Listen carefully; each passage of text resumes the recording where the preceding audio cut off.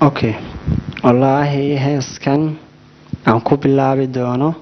waxaa la yiraahdaa Amran oo cusub tahay weli soo ma bixin halkaanay ku soo bixi doontaa insha Allah waxaa erayada sameeyay abwaan qaaliya abwaan la yiraahdo caaqilka Muqdisho waxaa laxan ka sameeyay al-ustaad Cabdi Heelo waxaa muusiga tumay Subxaayo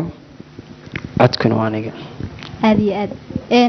daawadayaal waxaan idin kala baxayaa Dayax iyo heestaas Amran